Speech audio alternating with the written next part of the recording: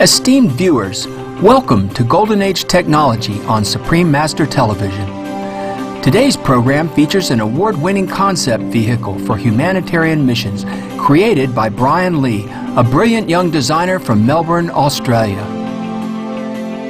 Hi, my name is Brian Lee, and I actually recently graduated from Monash University studying industrial design in 2009. I created ANT, which stands for Aid Necessity Transporter, and basically it is a vehicle that transports medical supplies, food and water to disaster-stricken areas. Final year students in industrial design are required to complete a major design project, and Brian chose to create a vehicle that could benefit humanity. In September 2010, Brian's Aid Necessities Transporter won a prestigious award in the Victorian Automotive Chamber of Commerce's Target 2020 competition. I actually won the design award for the Target 2020 competition, and the brief was actually to design a vehicle for the year 2020, and it could be anything. The technology could be more advanced technology, but it's more about the idea of how vehicles can be like in the future. Brian is keenly interested in using his design skills to assist others and identified a need for altruistic organizations like the United Nations to reach disaster areas with emergency relief more quickly and efficiently. Well, I always believed that we need to, through design, help the world and actually make a difference in design. And at the start of the project, on the news, there was a lot of natural disasters happening, and it seems like they were occurring more and more. So I think at that time it was the best time to actually pursue this idea of designing something to actually address these issues. And through doing this, I think it actually really paid off, because I found a lot of problems that organizations currently face, whereas like they would use, say, conventional trucks to actually deliver supplies, and it's just not efficient enough. So I guess you can say through design, you can actually really answer a lot of problems that would actually eventually save human lives.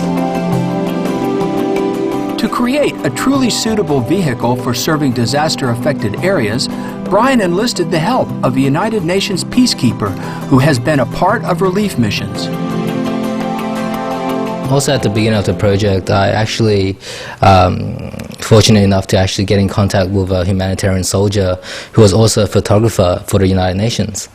And so I was talking to him a lot, and he actually provided me a lot of details about how they work in the United Nations, what happens when, say, they need to deliver supplies, and what kind of problems they face a lot. And what was actually really lucky was that because he was a photographer as well, he supplied me with a lot of photos, which really gave me the feeling and the environment where they actually have to be in. So like photos he provided me was vehicles getting stuck in unexpected terrain, or soldiers lining up to actually unload a vehicle, which took a lot of manpower and a lot of time. So yeah, I was very fortunate to actually get in contact with him and just getting a lot of insight and just a feeling of what they have to go through. What would be some of the key differences between using ANT and a conventional truck to transport relief items to a disaster zone? Conventional trucks, or the trucks they use these days, are slightly modified conventional vehicles, and either they'll be a lot slower. A lot of them have to actually travel on dedicated roads, and because of that, when they actually reach an unexpected situation, they have to stop and they have to waste more time, maybe detour another route, or clean up the route to actually travel through it. So one is, I guess, all-terrain. Another one is efficiency. The way it actually loads up the supply is very different. For conventional trucks, they will actually have a lot of soldiers lined up, and they'll slowly pass the packages one by one, and they'll slowly store the supplies into the truck, which takes a lot of time. For this vehicle, you can actually load up a supply unit without the vehicle even there, so it just saves a lot of time. What aspects of rescue work did Brian consider when developing the ant? The aspects I had to consider was, of course, its environment that it would be traveling in, and there will be like really unexpected terrain. There'll be sand, and there'll be dirt and rubble and even water. So one big issue was to actually design a suspension or like a wheel design to actually address these problems.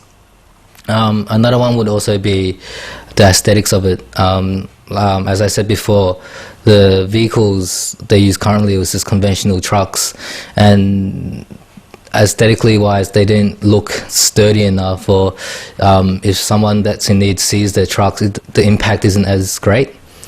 So I really wanted to concentrate on the aesthetics of it, where the function of it will actually be shown through its aesthetics in its mode.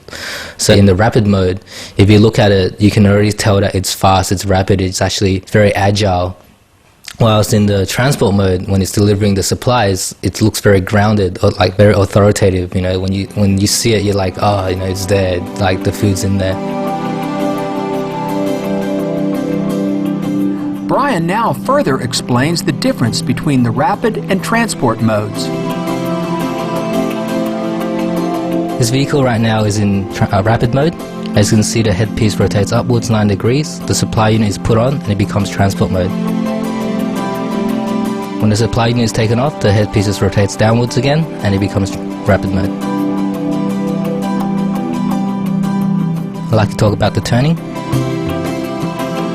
The vehicle is articulated, so for larger vehicles like a truck, it's better turning angles, and it allows for better maneuvering.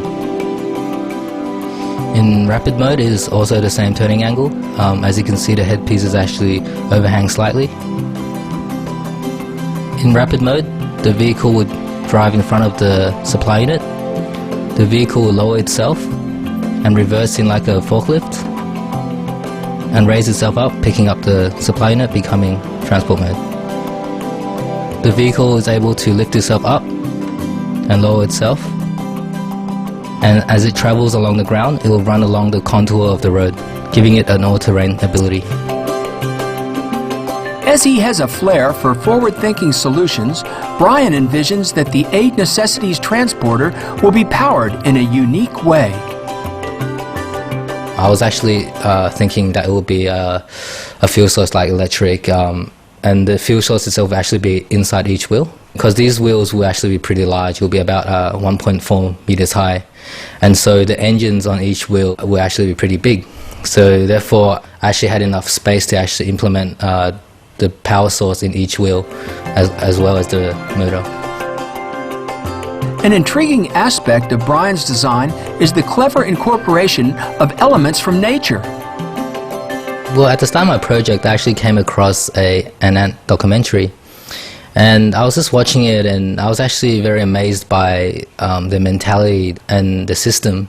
So before I even started designing the aesthetics of my project, I actually designed the system through inspiration of the ants. I was inspired by how they traveled in groups to collect food, and they worked together to bring the food back, and the whole day they would just be going back and forth, and even though you can say they didn't carry a lot at a time, by being very efficient and going back and forth, in the end they could gather a lot of food.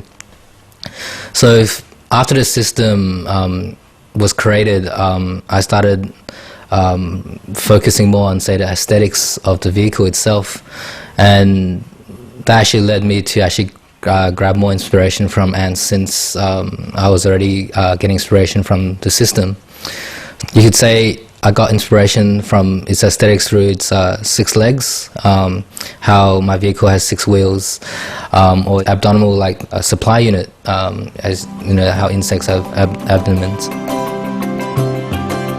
Another exceptional feature of the Ant is that the supply unit can be deployed at the disaster area and then transform into instant temporary housing for a medical station, distribution center, or people in need.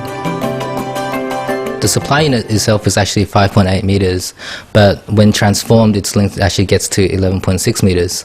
And the shape of it is semicircle, so the area inside is actually enough. Obviously, we travel in groups, and there will be actually a lot of supply units being left behind. When they're all opened, it will cater for a lot of people.